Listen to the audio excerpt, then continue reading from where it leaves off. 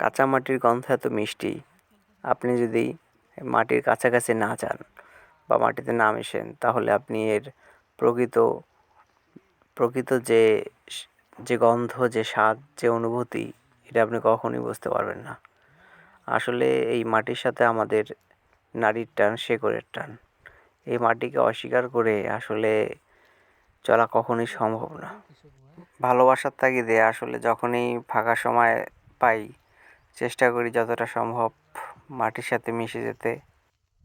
আসলে কোনো কাজ না থাকায় ঘুরতে ঘুরতে চলে আসছি মাঠে, শাক উঠাইতে আর কি।